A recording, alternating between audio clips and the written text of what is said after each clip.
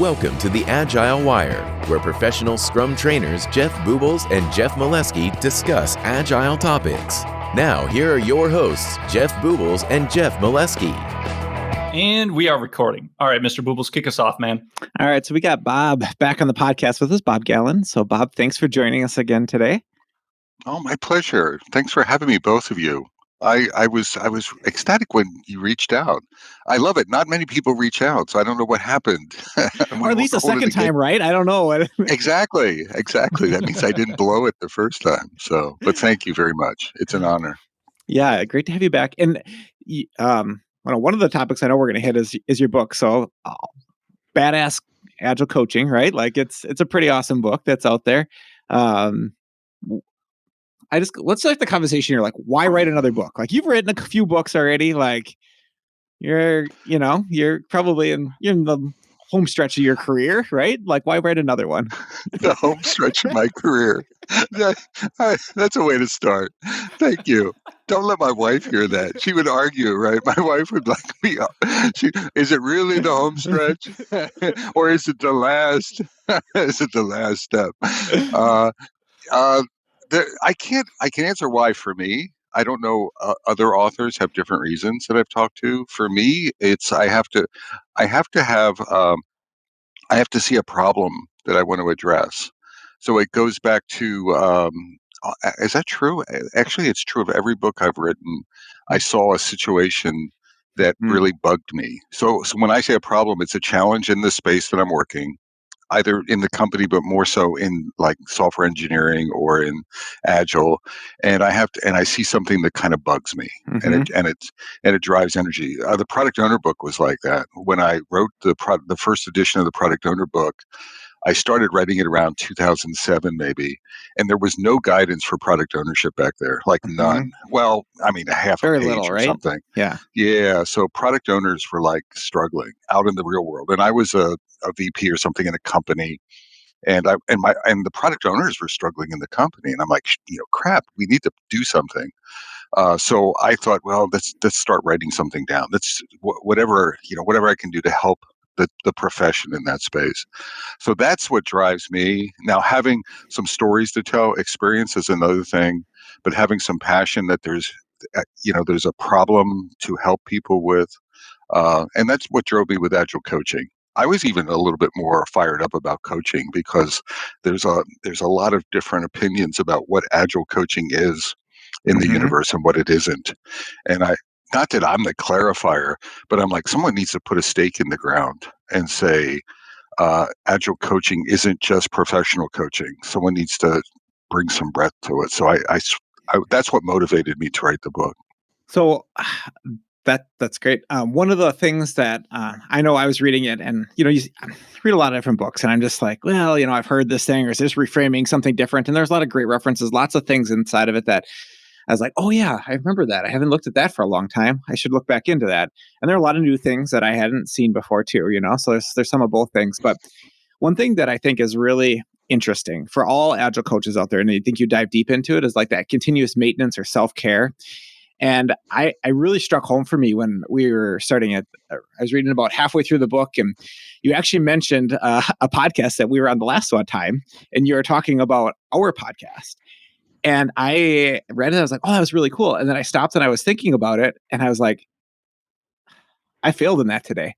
Like, I used way too much we or us and them language and some more I language, and then like building something collaborative with a client. And I'm like, I could have done way better. And that was something that we even talked about a couple of years ago. So it was an opportunity for me to reflect, go back and say, yep, I got to go back and I got to change something.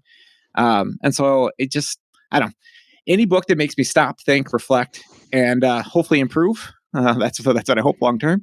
I think is a great addition to our community. So I guess, thanks for that. And you never know when you're going to need that paragraph or this paragraph, but it always seems to find you at the right time. When you're always doing that self-care and taking care of yourself in that maintenance.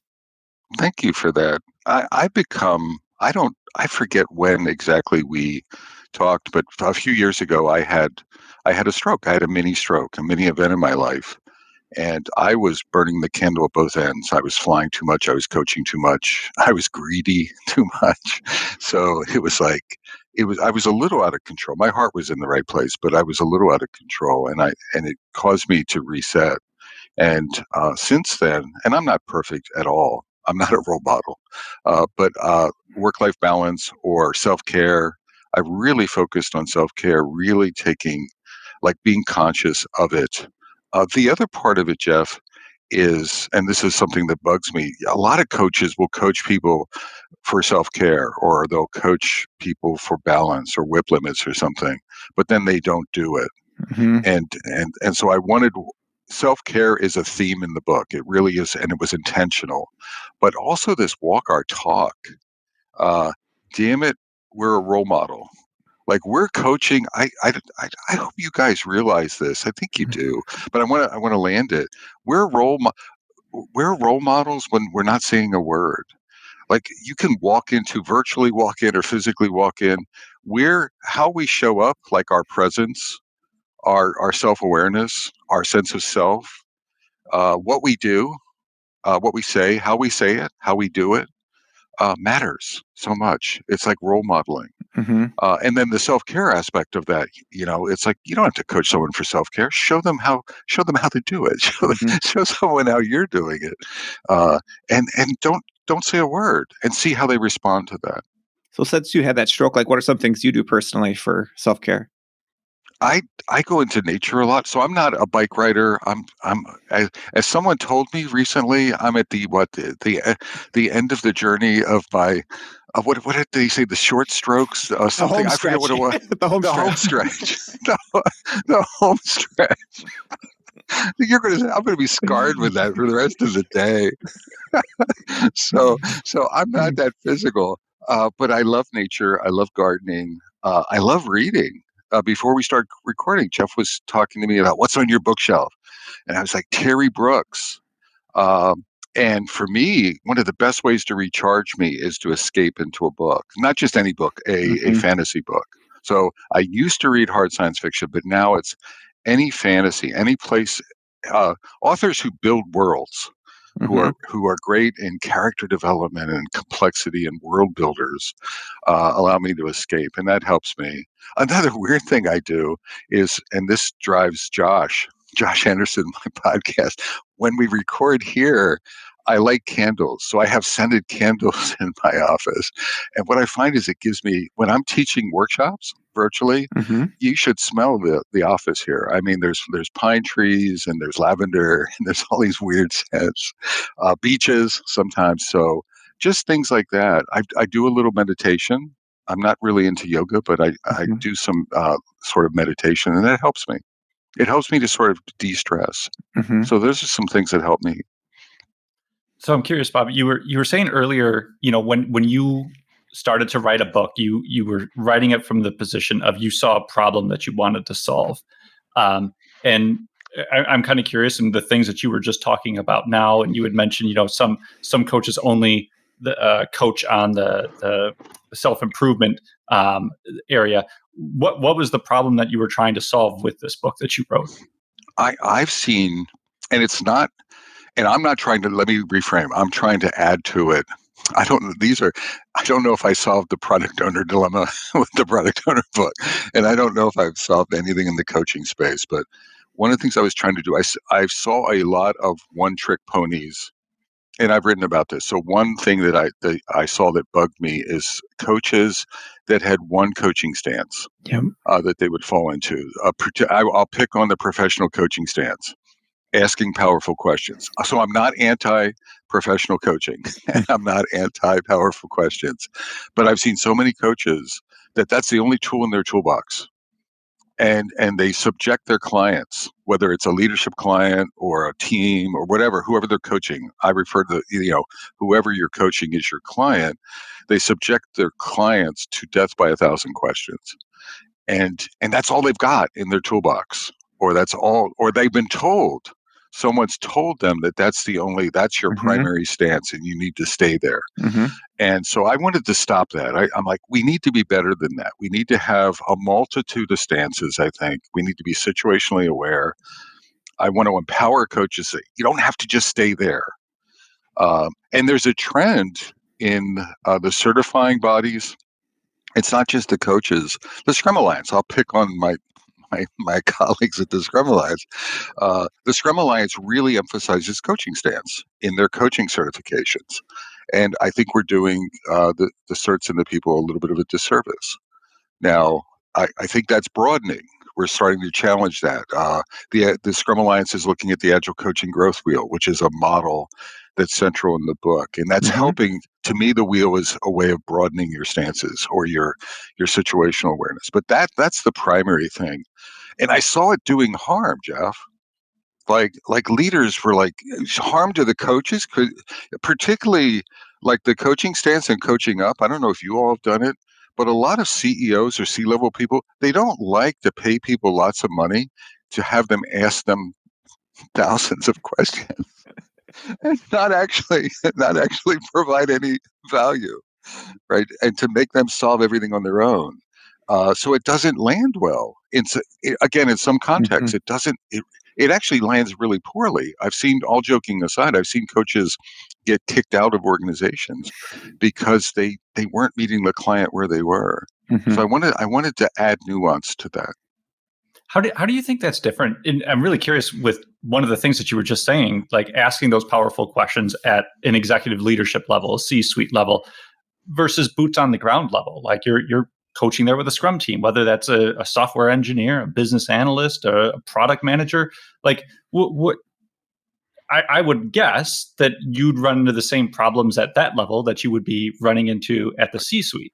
I agree. I think you get away with it a little bit more, maybe at a team level, because they look at you, oh, but it's Bob, it's a coach.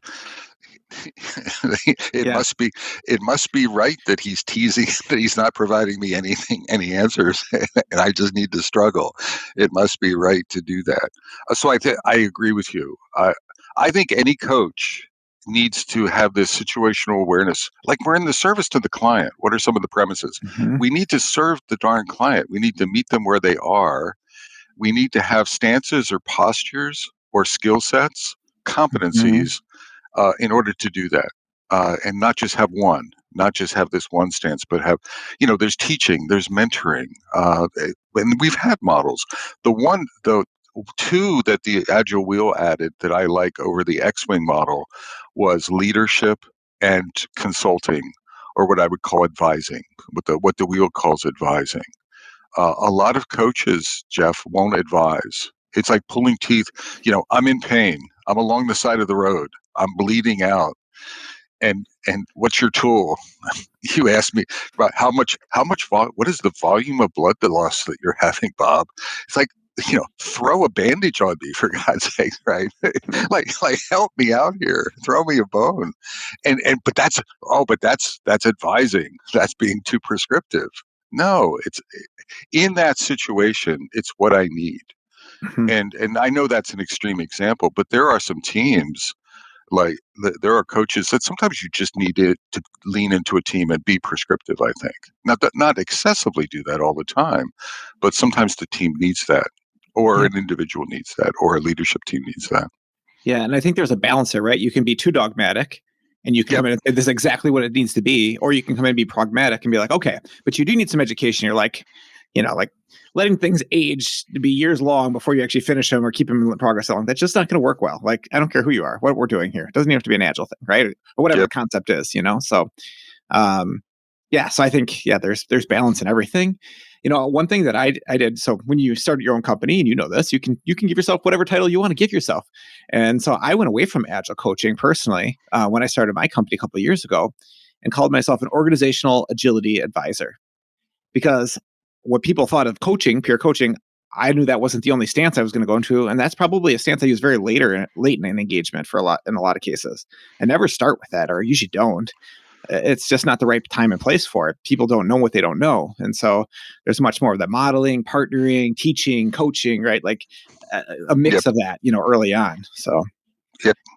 But there's this narrowness. You have this nice breadth in the discussion you just had. I remember I was talking to Ryan Ripley.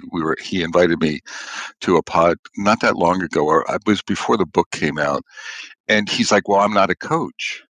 And his view was I've known Ryan for a little while, Mhm. and I was thinking to myself, well, that's a stupid thing to say because from my point of view, you're a freaking coach. Mhm. But then his view was, he wasn't good at professional coaching. He's like, I have no professional coaching skills. I haven't gone to ORSC. I haven't gone to coactive coaching. I'm not accredited with the the International Coaching Federation. And I'm like, well, okay, that's this one. I think I popped the wheel up for him in the session. I'm like, well, that's one slice. You're right. You're pretty darn weak in that slice, in that area, that competency. But Mhm. damn it, what about like leadership? Ooh, and he has some really nice agile leadership chops. And what about advising? I'm like, do you ever do that? And he's, yeah, I occasionally provide advice. So it's good. So again, I think I was fighting away. A lot of folks are out there and they've had this narrow view. And I think we ended it. And he's like, well, yeah, I need to do research. But he's like, I'm feeling better that I'm closer to coaching than I thought I was. Mhm. And I think whatever you call yourself, I think it's the well-roundedness is what I'm getting at, Yeah.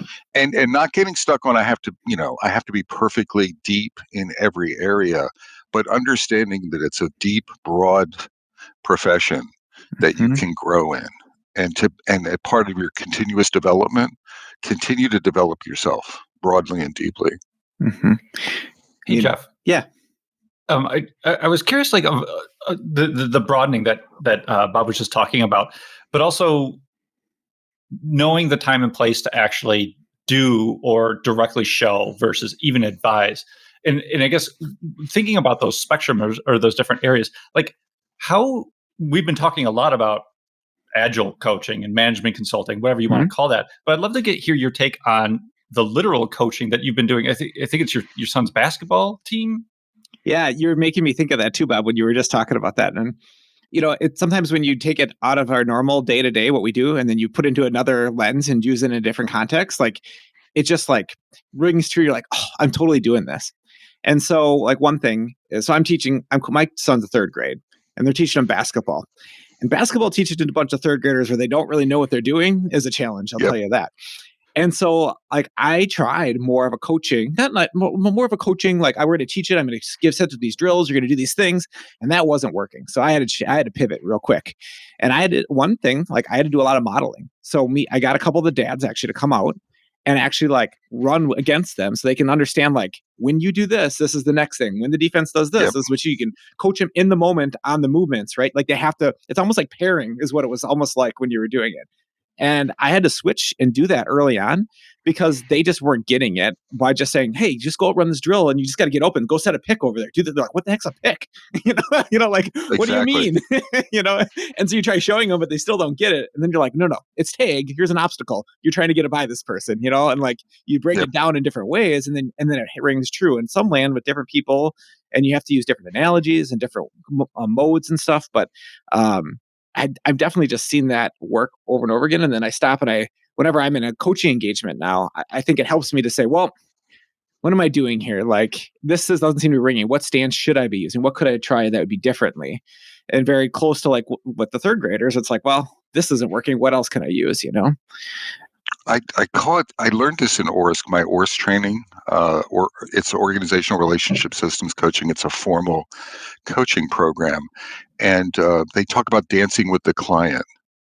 And it's a nice metaphor, but it's Mm-hmm. really hard. And part of it, what's tied to it, is being present with your client, like being present with your team, and thinking what's working, what's not working. This isn't working. I need to switch. And a lot of folks, if they're not dancing, again the one the one trick pony would never switch. Mm-hmm. But it's like you're switching. Oh, let me try this. Oh, I see. The lights are going. I'm training them, but they're not getting it. Maybe modeling, like you switched from, let's say, teaching to modeling, Mm-hmm. and because it was sort of very close knit showing. Well, there was reasons you did that. You didn't Yep. just flip a coin. Right. You were sort of looking at the situation in real time in your head. And I think there's an artfulness to it, right? There's a staying presentness to it of dancing, with your client. It's funny, Jeff. I wanted to share my editor for the book is Deanna Burkhart. And I've had her, she's been my primary editor for a few books. And we know each other. We get along pretty well. We don't know each other deeply. But as she was editing the book, she was having situations in her business and with her children. And she was using, and she would report, she's like, boy, that really worked, right? She's like, or that didn't work. And she was giving me feedback. And I'm like, that's not editorial feedback. That's usage. What do you, and she's like, yeah, I tried this with and she was doing it on her husband, right? So it was like she was trying these different things and giving me really great feedback all along the process. And she grew, her awareness grew in reading, not from the book, but just in thinking, right? And reflecting on some of the tools and the techniques from the book. Mm-hmm.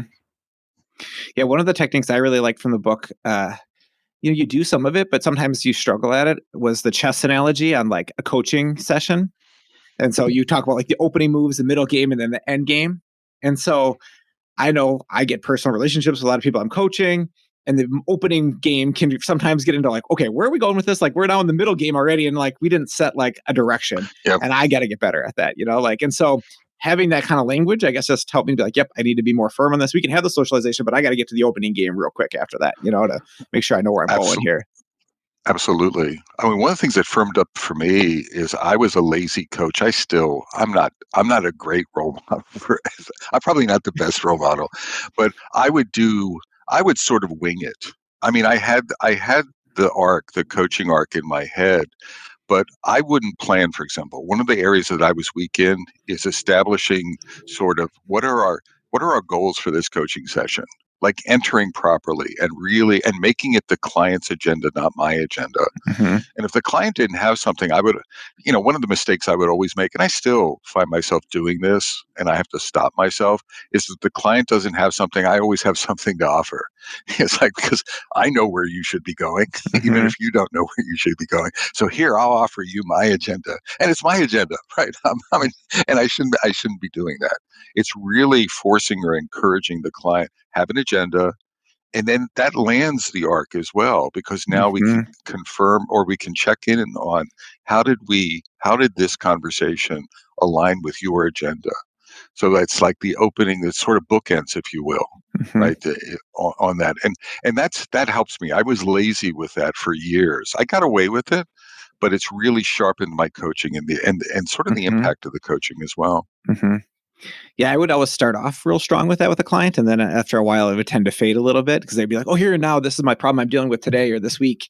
And instead of being more, I don't know, like a roadmap, like you talked about actually with Josh on the last podcast that you guys were talking about, like, it seemed like we lose direction a little bit. And sometimes then we'd veer around, and it's like, well, we should be a little more focused on this. It shouldn't just be like, I'm not your manager. Like, you don't have to report things to me. And it would take a while to like get through some of that fluff to be like, all right, what are we really working on here? And how do you need me to show up? And what are we trying to get out of this? So I think that language just helped, and it helped center me. Stuff you start doing, but then you're like, I need more focus here, and so that's you'll find that in the ICF and the professional coaching, they, so I want to give a nod to them. I'm not right in Agile coaching. It's a stance, but the discipline of ICF coaching emphasizes what we're talking about. I mean, you couldn't get away with it, So if you were having a master coach guide you, it would be like, if you tried to get lazy at any point in time, the hammer's going to come down. I mean, quietly offline, right? As you get feedback for your coaching sessions, because you gain experience, but there's some things that they're just really sharp on, and it's because it's important, right? Like establishing the client's agenda, closing it. So sort of the dynamics of that, no matter how well you know them, even if you're, related to them, you need to establish those boundaries. Yep. Why don't we talk about something? We need to talk about some other topic other than coaching. I wonder, it could be product related stuff or something. What do you got? I don't know. So I've been waiting to chime in with this, Bob. So we talked beforehand. I have not yet read the book. My career is going in a different direction. So I've been very focused on, if I've got free time and I'm reading books, it's generally on product management. But that that Agile coaching title is something I've had in the past. It's still something that I watch out for. But what I'm curious about is, what's in it for me, Bob? Like, why should I care about badass Agile coaching, and what should I be looking to get from a read like that? So it's not just, let me correct you, because you're a product owner and you can handle this, it's extraordinarily badass Agile coaching. So there's Don't badass. undersell it. Now I'm expecting extraordinary stuff coming out of this, Bob. So then we're at a level, we're at a meta level, beyond, Jeff, in all seriousness, and it's not a product discussion. One of them is, I'm kicking myself. So the book's been out for 6 weeks, 6 to 8 weeks, or whatever it is. And this happens to be inevitably. And I'm like, damn it, I blew it. In the product owner book, like one of the editions I have this 4 quadrants thing that I talk about. And I didn't emphasize it in the book. And I'm like, and like a month later, I'm like, oh crap, I should have, I formalized it. And I'm like, I missed my window. And this time I talk about I think about Agile coaching, and I'm like, the title sort of says this book is only for people who are doing Agile coaching. And that's not the point. I actually wish I would have changed the title a little bit or added some flair. I think, let's pick on leaders. I think leaders are coaches. Whether they like it or not, whether they accept it or not, I don't really care. You should have chops in coaching. You should have presence. You should have the ability to land an arc. You should have the ability to listen effectively, right? You should have client, not your agenda. I don't care if you're the grandest poobah on the planet. You should have the ability to have those coaching conversations with people in your organization, not just people that report to you, peers. And now let's take it to another level. I think Scrum teams, right? Members of Scrum teams, whether you like it or not, I think you could become a more powerful, more high performance Scrum team if you're coaching each other. Now, it's not going to be formal. No one has business cards, I hope, with the label on it. But if there's an opportunity, like Jeff, if you and I are on a Scrum team together and we're partners, and I'm doing something that I need you to have a crucial conversation with me, a coaching conversation with me, peer to peer. I want you to have the tools or the techniques or the tactics or the confidence. You should have the ability, the tactics to do that. So I think as a team, read the book. Is it high in your book, on the priority of your book list? I don't know. Maybe not. There's other things. I'd say product owners. Man, in a product owner world, where you're negotiating, when you're navigating with stakeholders, when you're navigating with customers, when I would hope that you're having coaching conversations. You are having coaching conversations all the time. You're navigating the alligator pits, and right, and you're trying to get prioritization out of folks. You're trying, like, their body language. What if someone's an introvert and they have a different agenda and they're not really communicating it well? You should have the ability to read them, to have the presence to read that and to explore that with them. Look, have meta skills. The book talks about meta skills. I think the meta skills discussions in the book, and they're light, but they're really impactful. I think they would arm you. They would really affect the performance that you have as in product in that space.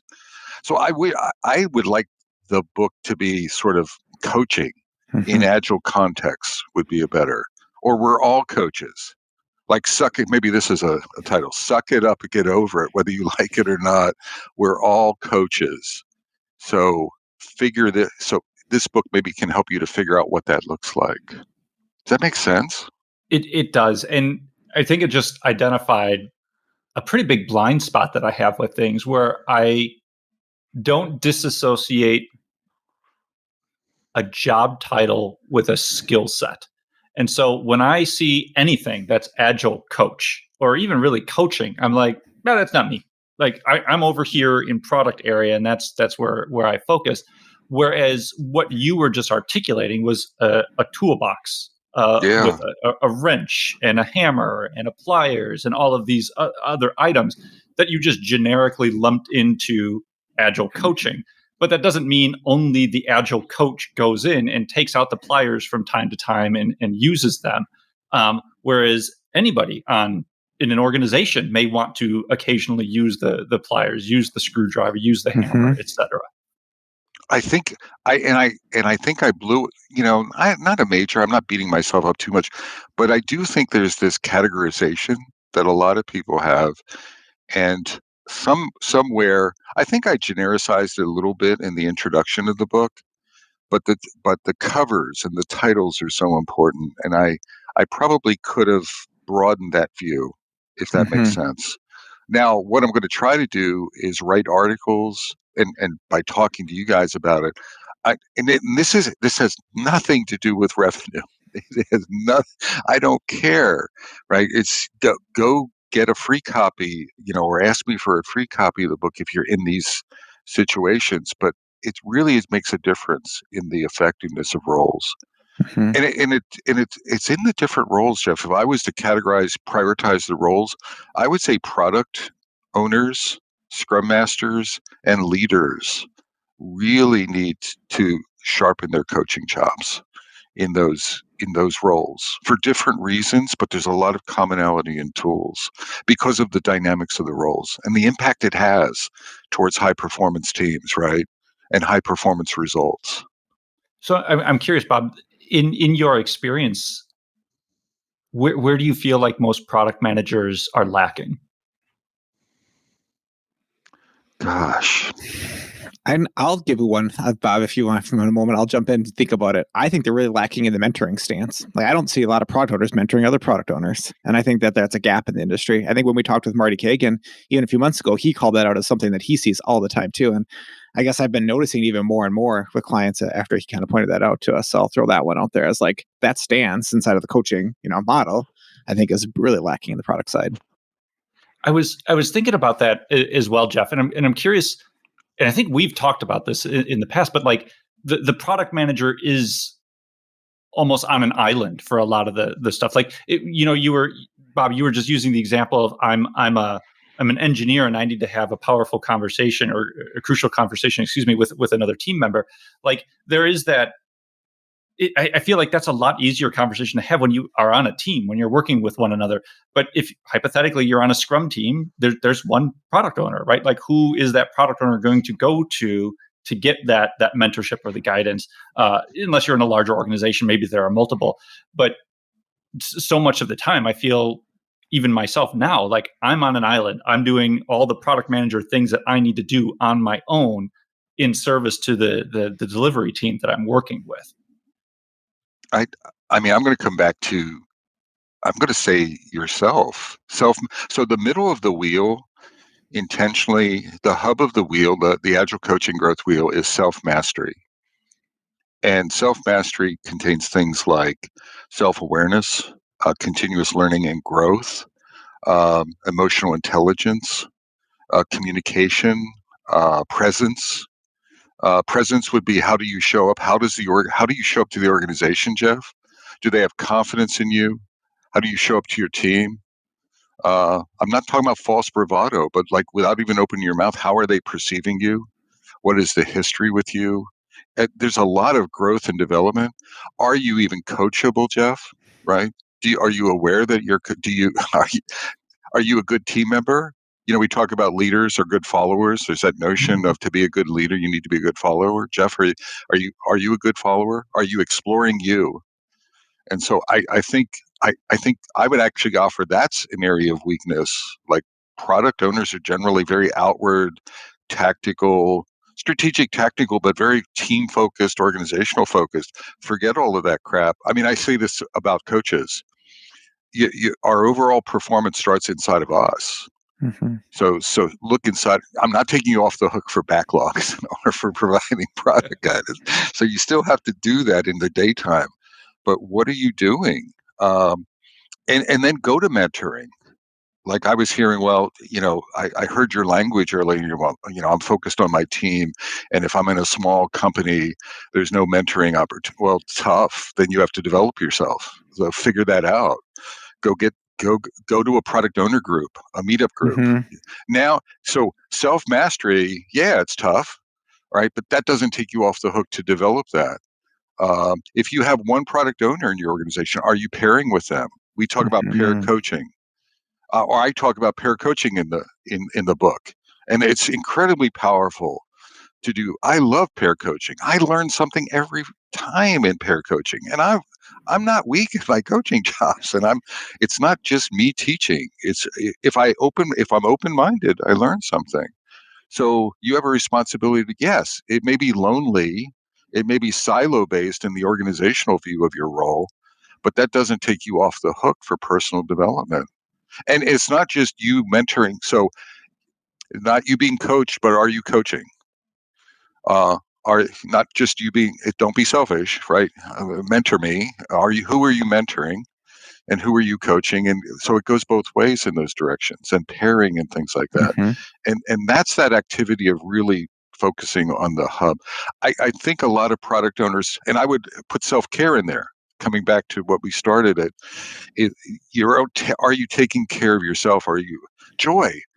Do you even like what you, not you, but as a product owner, do you jump out of bed in the morning? Are you happy to be doing what you're doing? If not, work, what do you do to work on having joy in your role? Do you need to switch companies or switch teams or talk to your supervisor or whatever, your boss, about that?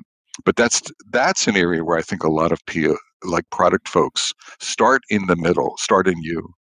Did that resonate, or did that sound like a guy on his last legs On the home stretch. on the home stretch? I got to write this down, right? It's the home stretch. No, it did. And, you know, I just struggle quite a bit sometimes when, in actually, like, continuous development, continuous growth has been a pretty common theme over the last few episodes that we've hit on now and again. And maybe I just miss having those coaching opportunities where I had opportunities to work with another person, because I have been defaulting to more of the internal retrospective and just seeing, like, you mentioned, like, I read a lot, like 2 books a month is kind of my quota. Doing the podcast is another one of those things. Blog posts, other people's podcasts, etc. Like, it's all in the gamut. But that's just like one type of learning for me, and I think maybe I've just kind of longed for the other type of actual interaction and human coaching versus doing it all myself. So I wanted to dive into the pairing thing a little bit. So Jeff and I used to pair a lot. So we used to be at an organization together. We paired a ton, and then we've gone different ways. And this podcast is one way we stay connected and keep our relationship close and stuff. And I pair with a lot of people. I spend a lot of time pairing, and I see you don't do that as much, Jeff, now anymore. And some of it you do get mentoring, like you give and get mentoring, I think. But I think that's the perception that most people have when they see pairs, like, oh, you're mentoring that person or they're mentoring you. And I think you called it out a lot really well in the book, like pair when the stakes are high, like when you need your best foot forward in multiple perspectives and you want diverse ideas, pair. When you want like growth, pair. When you want when you're talking about new ideas and you need to figure something out, like pairing's gonna be good. Like thinking is something that, at least with a small group, can go up instead of one person. Like all the times when I'm pairing, there's things that emerge that would have never emerged on our own. And so I nudge out there to pair with somebody. I mean, it could be your scrum master if you're a product person. It could be another agile coach going together. It could be another person on the team, maybe the UX person, right? And the product owner pairing together. Like there's a skill there, right? Like it can be lots of different combinations. I think part of the problem, and I think we've maybe touched on this a little earlier in the podcast, is that we see ourselves inside of a specific role. I do a role inside of skills that we need on a team, and we're all the team is what matters, and the skills are things that multiple people can do, and we should all build them up. So coaching is a skill. I think back to your point from before, Bob. Like, and we want everyone on the team to have at least some level of coaching, and we might have some people that are really really good at it and can help other people grow in it, but they might not be good at everything else. And so, Yep. I don't know, just what are your thoughts on that? Like pairing and other than mentoring and I guess just coaching everywhere, or thinking of it as a skill instead of as a role. I agree. I agree with everything you said. And I think we can get stuck. I mean, to me, and it's not just the pairing and the events. I remember Sean Bradshaw as a coach that I work with at Synergy. We're sort of partners. We don't pair as often as I'd like, but we would pair with a client and we would powwow. So pairing isn't being, sort of glued at the hip. So I remember we'd go into a client in the morning and we'd have breakfast, or we'd go to the client's cafeteria and we'd sit there and we'd review the previous day and our strategy. So we'd look at what was our Mhm. coaching strategies? Why are they paying, what are they paying us for? What's happened so far? Then we would talk about what we had planned to do today. Where was he going to go? Where was I going to go? Where were we going to go together? And we would talk about, is that still Mhm. relevant? And very often we would change things. It's like, oh, you know what? I was talking to those leaders yesterday, Bob, and it sucked. And why don't we throw a different head at them? You're older. You've got what? You're in the home stretch. Well, we'll throw you at them because all those leaders are in the home stretch too. So you'll resonate with them. And we talked about, and all joking. I'm just beating the crap out of that, but we talked we talked about it, and we would make adjustments. Then we would meet at lunch, and in some cases we would go together, and in some cases we wouldn't. But we would game plan at lunch. Then we Mhm. would reevaluate. How did that go? Oh, you know what? It was really challenging. We should put our heads together. But Mhm. the client really needs us both to be there. We don't know what we're going to say, but we need to be there. So during the course of the day, there was some pairing, but we were also pairing at a meta level Yeah. on the overall arching strategy. I actually think both was really healthy. And in fact, I really resonated just with we were just like, I felt like we were a team. I Mhm. felt what we were, and what we kept in mind was the overarching goals for the client, and we were working together to do that. And I've seen coaching teams take a similar thing, that not they're kind of pairing as teams. So I think it's just that kind of collaboration, that close knit, non-silo based close knit collaboration. I would almost land it that way. And the more of that you do, I think the better the results. You have this great thing inside of the book, Bob, where you talk about this client that comes to you, and in one of the first sessions, they're like, "Yeah, really excited about this Agile thing, and let's do safe. I heard it's awesome. It was really great in my last client." And the leadership team's like, "Yeah, I guess that's all we really know. So let's do it." And they bring you in, and you're like, "Whoa, whoa, whoa! What do I do here?" Because if we take a time out, it can be a very safe is a very polarizing word inside of the Agile community, right? Like people either love it or hate it and have very Yep. strong opinions one way or the other. So regardless of your opinion, what I really liked about the book is how you kind of step through different examples of how you could approach that without just like jumping right into like you're right, I'm wrong, or some kind of teacher stance that's very strong. So let's talk through like what do you do in that situation? Let's maybe even role play this, Bob. Let's say I'm a client. I'm like, hey, Bob, I heard Sate's awesome. It was great at my last job. I want to get full blown safe. I think we should spin up a couple trains here, and can you help us with that? I appreciate I appreciate your enthusiasm, Jeff, and I appreciate your positive experience with SAFe historically. Mhm. But you're just starting. So I my concern as your coach is to try to guide you to not put the cart before the horse. And my concern would be, is SAFe. There's different scaling frameworks and there's different approaches.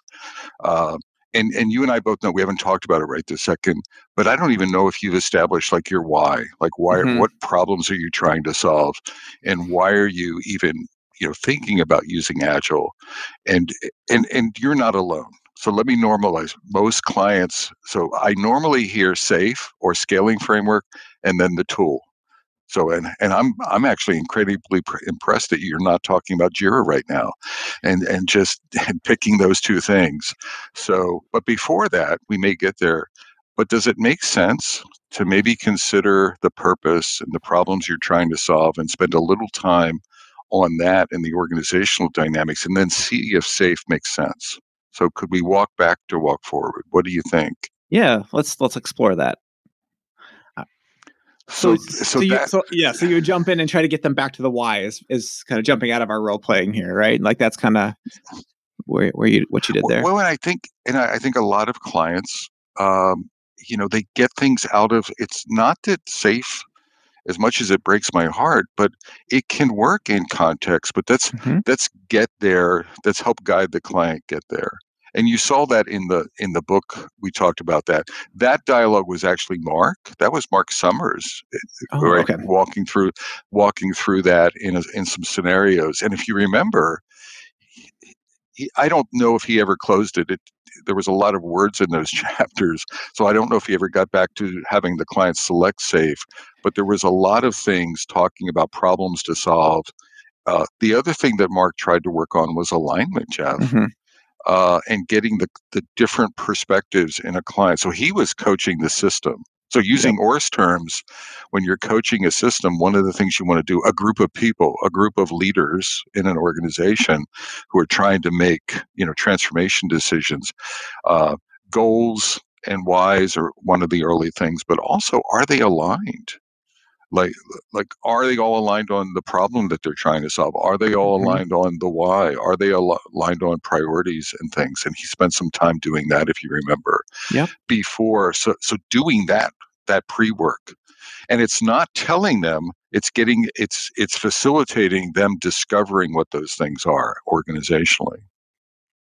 Yeah, because that alignment sometimes takes way longer than actually getting the thing out there. Like, here's the why, but how do we get aligned on where we go forward from here? I think that you see so many different experiences out there. So many people that say, "I've done Agile here or there," and just people talk past each other nonstop. So that alignment is huge, right? Like, and so I liked how you slowed it down. You didn't say, "Oh no, it can't be this." It's like, "Oh, I'm glad you had some great experience. Tell me more about that. What it was great about it. What are we really trying to get here?" I think when you do that and you back up a little bit, you find out that a lot more people are more aligned than you think they are. They find out that they're more aligned than they think. That they might think they're in totally different ends of a spectrum here, but you often find they're exactly on the same page. And so it's just how we get there. Then after that, I went through this entire ORSC series, and it was 5 classes and then a 9-month cohort where we practiced coaching. But one of the sort of the underlying things that I noticed all of the tools tried to do, or many of the tools tried to do, is to build empathy and understanding of folks across each other. And that is leading to this misalignment sometimes. Like, very, very often we look at the world from our perspective and we think that we have empathy, but we really don't. And a lot of the ORS tools try to work to get someone to mentally flip themselves and really live and look at the world from the other person's perspective, or listen deeply to what their perspective is before you solve anything. And Jeff, this would go back to product. I think, like, empathy for the. So, I'm trying to get this book bouncing up your backlog. I really am here, although I am being serious about it. But it's that empathy is it leads to the alignment, and we think we have empathy, but we really don't. One of the ORS tools is to, and you both have probably seen this, is instead of having face-to-face conversations, ORS talks about the geography of the discussion. So very often, if you have 2 people and you're coaching a group and you have different views, put me side by side with someone, and then you position the problem we have with each other, or the thing we're trying to solve but we can't get there. You put it out in front of us. So instead of it being, us being face to face, whether it's virtually or spatially, in person, but we go shoulder to shoulder. If you've ever noticed whiteboard discussions, if you have folks debating in a room face to face, well, you're arguing against each other, versus if you put, and Orrs talks about charging the object with the emotion. So you literally can put a pen out in front, which represents the problem, and you charge it with all of the energy. And now, why don't you sit back, go shoulder to shoulder, and let's solve that together? And what can we do to co-create the solution? But if you do something like that, it sounds odd, but it changes the entire dynamics of the energy in the discussion in the room. And really, and what you're doing is then it's helping to understand empathy from each position. I didn't mean to go off on a little bit of an ORS tangent. I apologize for that. But That's okay. that class changed. It wasn't just a coaching class. It actually changed. It made me a better person. It's just unfortunate that I'm only in the home stretch of my career.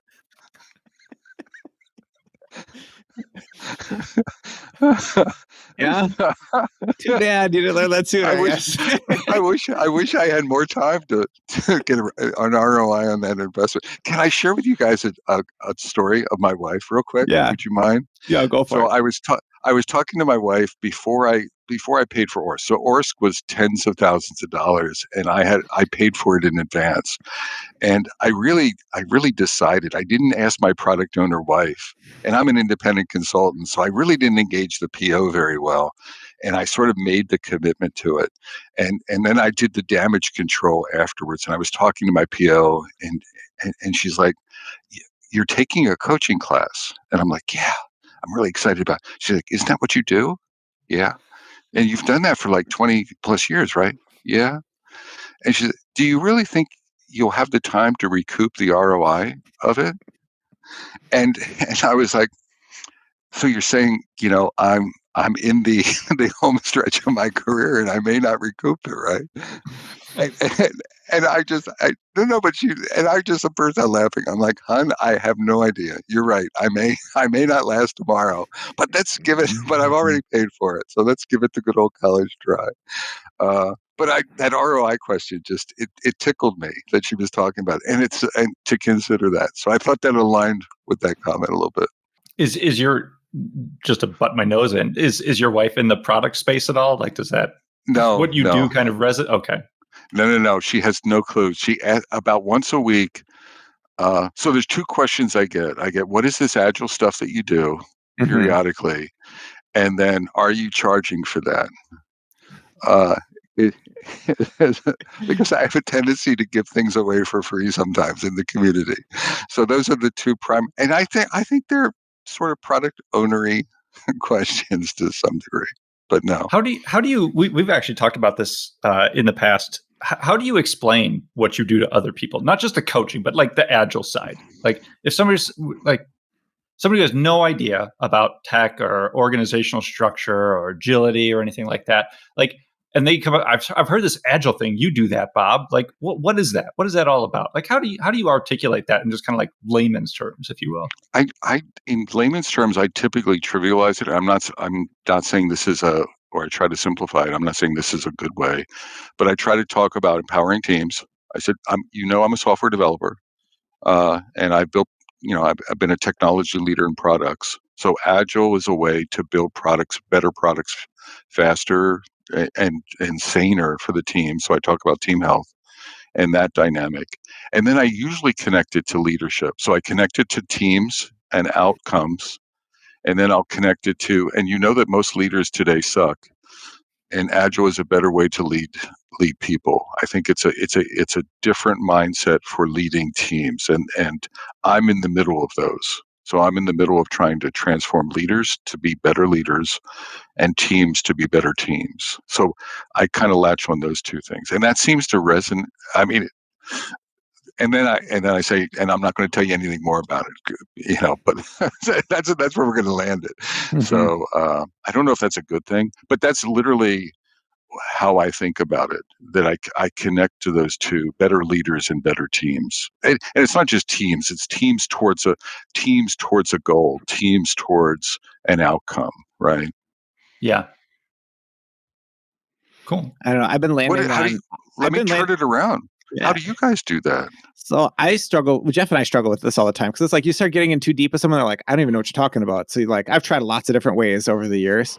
And I think the one that I've landed on most recently here that I really like is this analogy. And I just say, well, in a lot of organizations, people work like a golf team where everybody goes off and shoots their round of golf, and then they add their scores up at the end and they hope that it works out. Oftentimes they find out it doesn't, and then they don't really know how to put it all together. And there's a lot of waste going on. What I do is I help people operate a lot more like a basketball team. And so everybody dribbles, everybody passes, everybody plays defense, and then help the organization to figure out how to put coaching in place and put the support in place for the teams and the coaches to get better. and then I leave, and then I hope that they continue to improve. That's kind of where I go with it. So I like the sports connection, right? The difference between basketball and golf, like, lone performance and then team performance. That's kind of cool. hmm I may borrow that. Yeah. If I encounter, sports oriented folks. What do you do, Jeff? Now, if someone asks? I don't talk to that. That's one of the fantastic things about not being in that space anymore is I don't have to rack my brain about how I answer that question, and I just help build products that people love. That's my goal. That sounds like a product owner to me.